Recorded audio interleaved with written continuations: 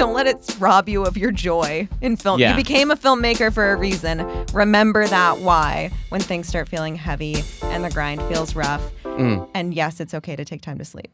Chuck, do you think about work constantly? Yes. Do you find yourself anxious if you're not working? Absolutely. Do you consume multiple jobs a day and wake up feeling full of regret and immediately needing another job to start your day? Like first thing in the morning, sometimes on the weekends, and then maybe on Monday. Oh, Chuck, you might be a workaholic. Welcome to Indie Film Podcast. I'm Victoria. And I am Chuck. This week we're talking about hustle culture and whether or not the juice is worth the squeeze. So, Victoria, should we start with a recently ordained mainstream director, Curry Barker, and his film Obsession? Do you think that was a result of grinding, of hustle, or was it just blind luck that his film made it to the level of fame, I guess? Fame and wild financial success, too. Let's Yes. not disqualify that. Good point. I think it's a kind of a combo, honestly, and that's never the fun answer, but it kind of is. I do think, actually, no, I don't think a lot of it's luck. I think a lot of it's just, it was a really good movie, and it was a really interesting concept. If you haven't seen it, check it out. Yeah, and none of the producer, I did look this up. However, my resources are semi-limited, and obviously I'm not sure this is something people would gloat about if it is a thing. Yeah. But none of the producers directly tied to the film had any major connections at TIFF, the Toronto International Film Festival, where it premiered. And where it got picked up for distribution? Yes. Yeah. And as far as I could tell, there was no favoritism shown towards the film. It was just the film got in because the film was good. Yeah. Which I think is very, very valid and is not necessarily luck. Maybe a little bit, just your timing or whatever, but it was just hard work and a good movie. However, yes, I do believe that the distribution deal that he got came substantially in his favor due to the fact that he hustled for years. Yes. Building an audience first. Yeah, and I counted up his videos, which hopefully this is accurate because I don't need to qualify this. I'll qualify it afterward. But 74 videos that he made that are short form content. I guess some of that stuff includes the trailer for Obsession. Yeah. Right. But with his vertical videos, it looks like the total was 570. This is at the time of recording the podcast. Okay. So 9 years' time, he had several short films, one feature film that he uploaded to YouTube that it looks like he shopped around at festivals prior to that because he got some laurels on it. Okay. That one he's got a short film that did really well on YouTube, as well as his first feature he just uploaded to YouTube as well. Because he had an audience there already, and this would only help build that audience. Over a million people. Yeah. And I did some estimated math on that as well. So he paid $800 for his first feature film, which is a found footage horror. And based on the views that had, it's estimated that was worth $3K to $15K in ad revenue. That is a wide range. It's a huge range. And because the way that YouTube works, basically the longer you keep the people on, the more ads they see. Oh, so the more you get paid. Yeah, exactly. Okay. And that's why they pay a lot less per view of something that's a short reel versus long form content. So anyway, it's impossible to tell because the view count doesn't necessarily show you how long people watched it. Regardless, that was a very low amount of money that he paid. Obviously we talked about that in a previous podcast. And a low financial reward as well for what he did, because then he's looking at snowballing, $15K potentially into producing another feature film, which isn't going to give you as much as what he had for Obsession. The quality there is different. Well, yeah. Yeah. Sorry, I digress. I'm talking about money, but if you look at what he did on his YouTube channel, it's interesting to sort things out as far as going oldest upload first. Yeah. Because you can see that he grew a lot over those 9 years. Which is a good thing. Yeah. But you'll notice he also didn't immediately go back and wipe all those old videos out. No, he didn't. Referencing an episode a few weeks ago. Where we talked about, should you be embarrassed of your old work? And I mean, yes, but you don't need to hide it. Yes, there it is. That was the TLDR. That was the consensus. Yeah.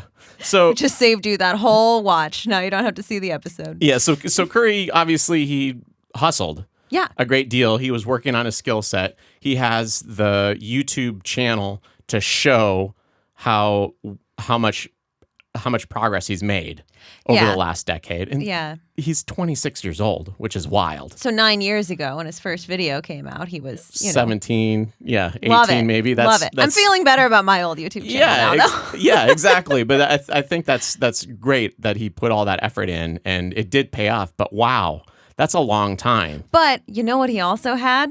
As he went through and he kept uploading those old videos, he would get immediate audience feedback from them, and he could grow and learn based on what people were saying about it, what people were watching and sticking around to watch, and what they weren't. Yeah. It told you a lot, and he learned early on how to adjust and grow your product, not just your skill sets. Yes.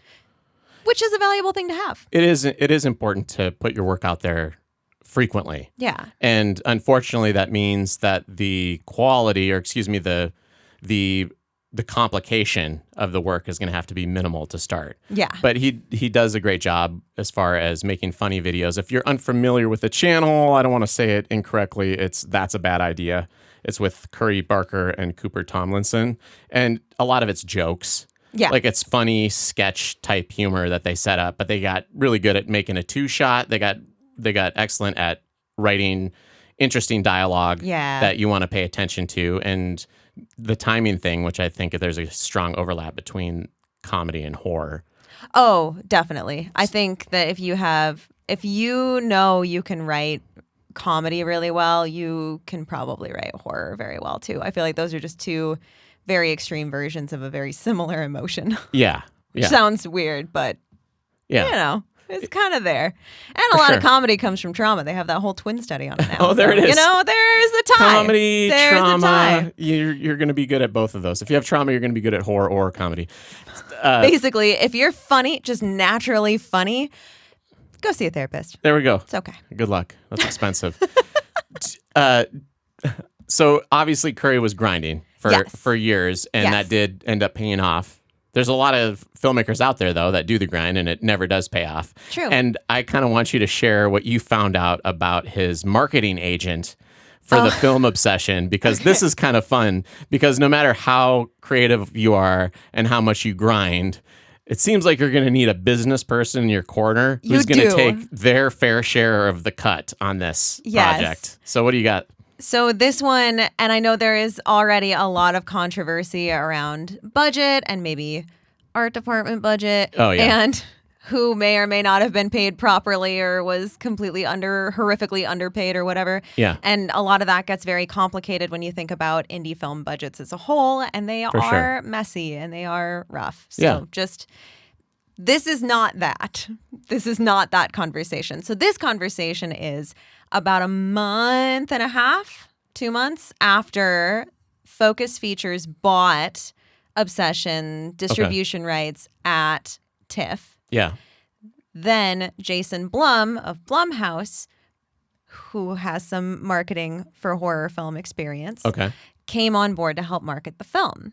Right which on. I personally do think was a really good call, because when you have a film like this, the only real big star power name in it, I think, is Andy Richter. Yes, Andy Richter, which anything Andy Richter is gold, for sure. Obviously. Because, we had Obsession, then you have Arrested Development, where he plays his own twins constantly throughout.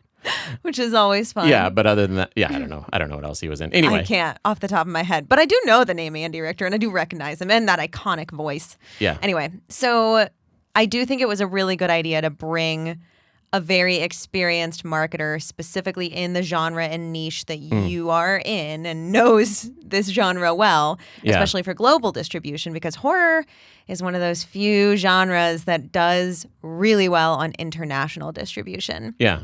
Comedy, drama, not nearly as successful as a horror film can be. Yeah, it's universal language, terror. Exactly. So they brought him on. He negotiated a deal for, I don't want to get these numbers wrong. So it was a $2 million bonus if the movie hits $25 million at the box office. Okay. Solid chunk of change. Boom, he got 10% right there. And then a tiered structure. For every additional $5 million that the movie made at the box office, he would pull in an additional $500,000. $5 million, so that's 10% just ongoing. I'm going to trust you because I'm really bad at math. Nice. So altogether, again, I'm bad at math.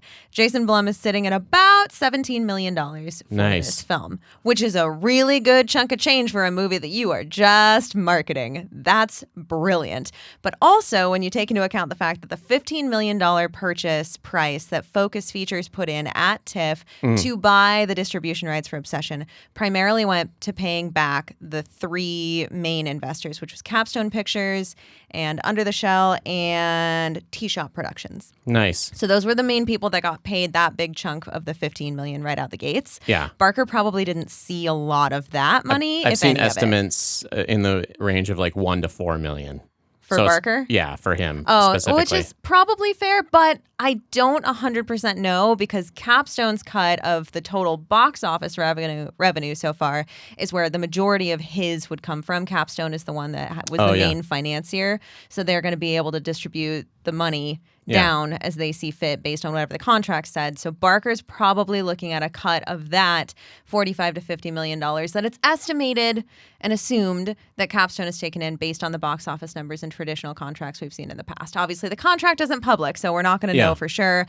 But there is a very, very good chance, and I do not know this, but there's a very good chance that Jason Blum, as the marketer, has earned as much as, if not more than, the writer-director of the film itself. So, for anyone who says marketing isn't valuable, told you so. There it is. Yes, it is. So no matter how much you grind in the thing that you want to do, I guess it does matter. But actually, no. So if you're grinding in the thing that you want to do, somebody with administrative experience is going to come along and make more money off of your thing than you ever did. I think that's the biggest takeaway here is that Jason Blum not only has the experience and the expertise in the marketing world, he also knows how to negotiate a good contract. And that is a valuable skill to have. You should take a contract class at your local night school, figure it out, talk to an attorney.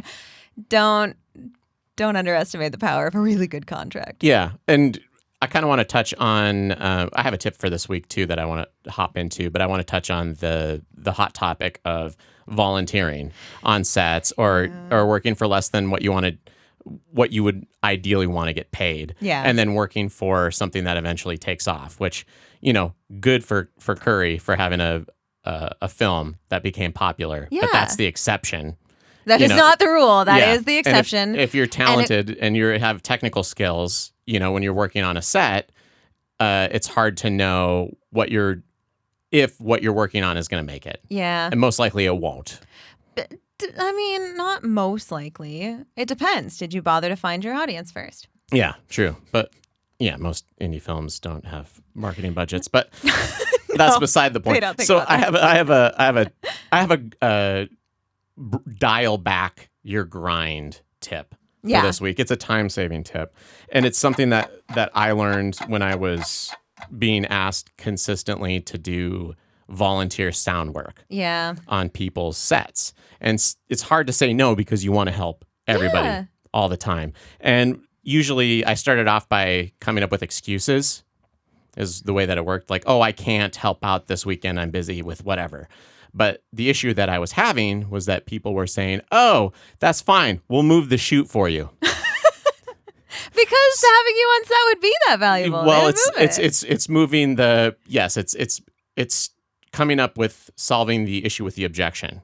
But if you clearly state your objection as I won't instead of I can't, like I won't work for free or I won't work for free unless this project does XYZ, then you'll be surprised at how infrequently you get asked by people, which is a good thing. But you can always, if you keep your finger to the pulse on what's going on and there's a project that you're interested in, usually if you reach out to people, they're more than happy to have you on. If you're good at caffeine, or if you're good at cinematography, or if you're good at location sound, or if you're good at editing, or if you're good at sound mixing or color grading, or any of these skills, any of these technical skills that most directors hold as invaluable. It's just the writing and the directing part that's really hard to get. Nobody's asking for writers. Nobody wants writers and directors. No, there are plenty of those. No, my idea is the best. But anyway, so that's my tip is to say I won't because of whatever your reason may be, and people respect that boundary incredibly well. So your time-saving tip is no is a complete sentence. basically. Yes. No is a complete sentence. Yeah, it's hard enough when you're grinding away at your own skill set. That makes it sound so negative. It's hard enough when you only have so many hours in the day to develop your own skill set when you're basically volunteering for other people and you're not learning anything new. Oh, that's fair. That's tricky. Fair. If I'm going on a set and they're like, hey, will you do location sound for me? I have zero idea on how any of this stuff works. And it's not going to be very difficult for me to do, it's going to be overly difficult because I have to keep explaining the reason why we can't do this while the plane's flying overhead or, while there's a whole bunch of noise going on, right? Fair.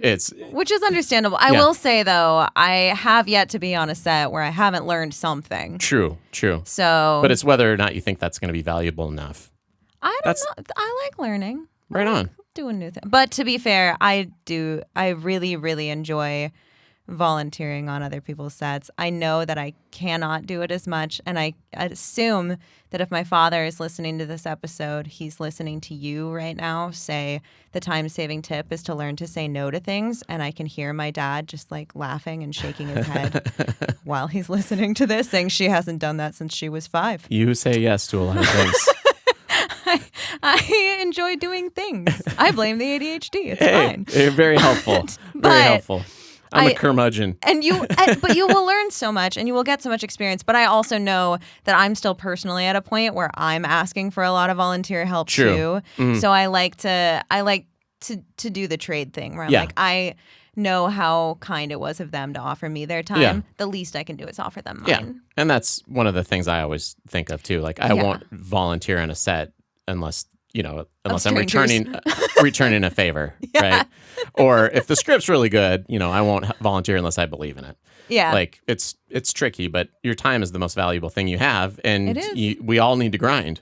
We apparently do. It's all necessary. Barker has taught us the way. He has. So I kind of want to talk a little bit about the grind though. Okay. And just so everybody's clear here, we're bookending this. If you go back to our very first episode of the year, we talked about burnout. Yeah.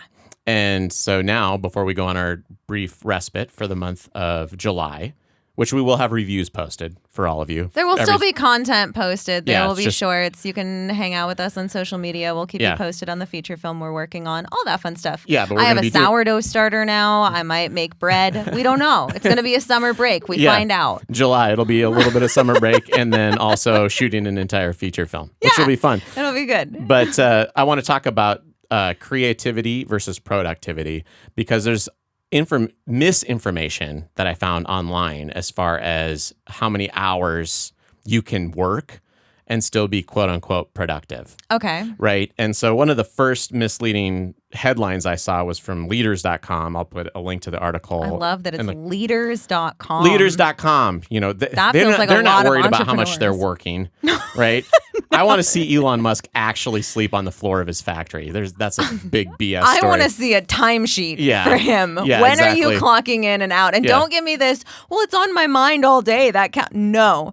When are you clocking in and when are you leaving the office? Yeah, because I'm throwing a giant BS flag on that one. But so there's the quote from that article is hustling at work may increase productivity. And it goes on to say that a Stanford University study found that it doesn't work after 55 hours. Oh, but 50 hours was still increased productivity. More time, more work. So if you actually click on the link and look at the Stanford study, it was carried out measuring previously recorded data of a munitions factory in Great Britain during World War I. So this is... Oh, so they were pretty motivated workers, too. Yeah, so they were motivated. And also, it was a largely female workforce, which some people hold that women can focus longer and work harder I don't know if we can focus longer. But I won't speak for all women. But the point being is that this is a repetitive task. This was at a factory where they were just creating munitions. This was not something that they had to do creatively. At a time when, what are they going to do if their husbands are gone? They just go home and sit. and wait Yeah. for them to come back from the war, I guess. Yeah. So they might as well be at work, right? Yeah, but They can't have lives of their own. and if it's in the Sorry. teens and 20s and their husband isn't at war, it's probably a nice respite to just be at the factory. So, but if you look, so that's quote unquote productivity, and a lot of the studies that you find do show that you can do tasks for quite a while. But I found a psychological study. This is always an interesting title on these. Long working hours and cognitive function. The Whitehall 2 study. So basically they found that when comparing 40-hour compared with working 40 hours per week at most, working more than 55 hours per week was associated with lower scores on the vocabulary test at both baseline and follow-up. Long working hours also predicted decline in performance on the reasoning test.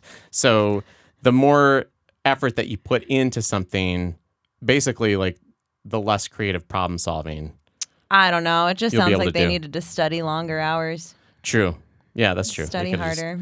cut Do out better on on those sleep. tests. So it's hard to balance some of that stuff when you're working in the creative realm and the problem solving realm like we are. But I will throw out that there are quite a few studies that have been thrown out, and not a ton within the U.S. to be fair, but New Zealand and the U.K. specifically have done quite a number of tests where they look at a 32-hour work week over a 40-hour work week. Yes. And they've seen no drop in productivity, but substantial improvements in other areas of life. And in some cases, in some of these studies, they've seen improvements in productivity. Yeah. But it did also equate to equal levels of pay. Yeah. So if you're a freelancer, I don't know if you can say, I should only work 32 hours this week because I'll be more productive when if you don't work that 5th day, then you might not have a client on that day and you might not get paid for it. So that may impact some of the results too. But when money wasn't a factor, the productivity either stayed the same or increased at a 32-hour work week over a 41. Yeah. And especially the ability for things like creative problem solving, rationalizing or reasoning or like logical. Oh boy. Obviously, I'm working more than 55 hours a week right now because my brain can't even finish that sentence. You want me just to carry the rest of this podcast? Yeah, just nod and say yes. I got it. Just like the women in factories in World War I. Yeah, your job is zero creativity and just pure productivity at this point. I can build just bullets. make sure you say yes every 10 seconds and we'll be good. Sweet. But yeah, it's hard to find that balance, and it's frustrating to see a lot of influencers or whatever, or people that want to be filmmakers talk about how much they're working and how much they're grinding to get out to a wider audience, because it does drain, and it's hard to balance that. And we talk about this podcast, and we've talked about filmmaking before as well. Obviously, we do every week, but sometimes it feels like comes up. Yeah, it feels like I don't know what the balance would be for me, but it's 60-40 as far as like 40% of the time I'm doing the thing I enjoy doing, and 60% of the time I'm doing the things that I don't really enjoy doing, but that support the thing that I enjoy doing, you know? Oh, have you not seen enough influencers just tell you the right way to handle that? You're supposed to reframe it, not I have to do this task. I get to do this task, and supposedly subconsciously that makes you more excited to do the task. Well, that's because they like recording themselves in vertical videos. They just enjoy that. Meanwhile, we have to fight. That's where we just fight tooth and nail so hard to upload stuff to Instagram and TikTok. If you're watching this on TikTok, thanks for tuning in. But maybe go to YouTube or Spotify and watch the actual podcast. No, just make sure you subscribe on TikTok. Oh, subscribe. We're really dropping on the numbers there. Yeah, TikTok is tanking. I guess we got to do a silly dance. Let's pause for that. That's part of the grind. I would, though. I would enjoy it. See, that would be one I would enjoy You doing. can handle that. I think everybody would enjoy you doing that on TikTok more than me anyway. So middle-aged woman manages to dance on TikTok. There it is. Still isn't cool. I guess I got some pretty enjoyable middle-aged white guy dances I could dial into. There you go. Just lean into a couple of them. All part of the hustle. Yes. I will say, on the note of the hustle grind culture, I do think that it is valuable to keep going and keep trying and don't give up. And just because things get hard doesn't mean you stop. And even if it's a job you love, there will be some days where you kind of have to slog through it and you've got to get through it. And that isn't fun. But there's also nothing wrong with taking a mental health day here and there. There's nothing wrong with taking a day off. I think there was a workaholic test that you subjected us both to. Yes, I found it. I felt very attacked by this test. I did not like this test. 3 questions in, and I knew directly where this was going. That you are a workaholic. Yes, I have a problem. It's fine. That's the first C I've ever gotten. Oh, yeah. Yeah. Anyway, other than math classes in college. There we go. There were C's there. But they get degrees, so it's fine. Anyway, the whole concept at the end was maybe take a step back and think about what's really the harm if I take a break right now? Yeah. What's really going to happen? Don't catastrophize. Don't be hyperbolic. Just logically, what's the worst that's going to happen? Yeah, for sure. If you take a break. Yeah. And the world's probably not going to end. If you're a doctor, maybe that's different. Yeah. But if you're a filmmaker and you're just really, really tired and you're out of it and it's no longer fun, there's nothing wrong with taking a little bit of a vacation. Yeah. And make sure that you have time for things that you enjoy doing that's outside of that passion. Yeah. Have friends, have family, have a pet. Things that spark creativity. Yeah. Go for a long walk in the park and then take a pretty picture and then paint it. I don't know. I do my best on that. As far as my New Year's resolution, I haven't done that at all. I had one simple one, which was just to take my camera out once a week and get some footage or some video or some what would have been pictures. Fun? Didn't do it. Didn't even come close. This is bookending the first half of our season. We should have gone back to those goals we set and seen where we were at. I only set one, and that was it. I think I had a couple. You probably had 20 because you're a workaholic. I think one of them was to sell my house. I think I did do that. Nice. I think I did. You did, for sure. I did. You sold it. Can I borrow a couple grand for some new microphones? Absolutely not. I needed to hire you. I will pay you. My rate's if you going work. up. Oh, of course it is. Supply and demand in this economy. Okay. I think those are the biggest things that I can say about hustle and grind culture. Yeah. It is real. It is here. Oh, and I wanted It is a thing, but it does not mean that you have to let it ruin the love of the thing you love. Don't let it rob you of your joy in film. Yeah. You became a filmmaker for a reason. Remember that why when things start feeling heavy and the grind feels rough. And yes, it's okay to take time to sleep. And it is necessary, is what we figured out too. I was trying to find counterexamples of people that didn't grind and just got lucky. Yeah. And that aren't Nepo babies, right? Yeah, you got to rule those out. Because obviously there's like keeping up with the Kardashians. I don't think any of them have any skill set other than just being wealthy. Do you have any idea how meticulous they have to be about exactly what they wear, say, eat, sleep, whatever? I'm sure there's all sorts of things that they have to do. I don't honestly know, actually. You can hire a lot of things out when you have enough money. And you can just put your cash behind it and then take credit. That's the way the world works. I mean, Paris Hilton had a perfume line, a nail polish line, a clothing line. I'm sure she's a chemist and she's a tailor as well. So she's got all sorts of technical skills that got her to that position to be able to make perfume and make outfits. I'm being facetious. The only person that I could actually find in the film world was Tommy Wiseau of The Room. He is the only person. He's worth, I think, $4 million is what the estimate is right now for being a horrible writer, director, and performer. And he just got super lucky. And I was hopeful that the star of the documentary American Movie from 1999 had done well. He was the one that did Coven. Yeah. Not Coven. Coven. Great documentary. It feels like a mockumentary at first because you're like, this is so surreal, but beautiful movie. And his net worth is $500,000. So, and I'm guessing it's from his uncle's house that he inherited. So hopefully that thing's worth $500,000 at this point. But so that's his name is Mark Borchardt. And that was the star of American Movie. And he obviously like he's one of those people that actually he was grinding the whole time during that. Yeah, I'm like, and I it don't still know. didn't pay off. And to be fair, we don't know much about Tommy Wiseau before The Room. True. So there is a chance that there was more happening there than we know. But as far as we can tell, that's it. That's the one. But if you have more examples, please let us know in the comments. Drop them in the comments. And if you're made it to this point in the podcast, please like, subscribe, follow, share it with a friend. Yeah. Please. If you have someone that's a film student, a filmmaker, or just a cinephile, send them your favorite episode. Yeah, it really helps us out. And we also want to point out, if you go to our website, we have a store now where you can buy our pre-production package. Yeah, store is a little generous because it's really just the pre-production package, but you can buy our pre-production pre-production package. It's a store with package. one item, but it's online, so it doesn't seem as desolate. The real estate is fine. Yeah, it's exactly. fine. Once we get 2 things, maybe we'll get a shop.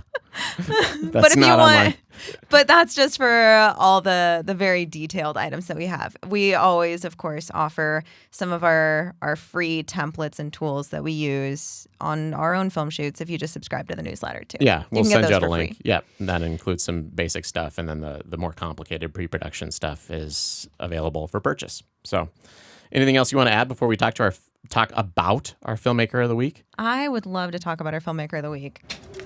All right. Christian Scheoman is a filmmaker based out of Cape Town, South Africa, which is really cool because I've never been there. I guess actually there are a lot of places I haven't been. I'm sure they're all very cool. Anyway, so Christian, has finished his feature film, The Walls We Cannot See, which is a family drama about an autistic man who's forced to return to his hometown to confront his estranged father.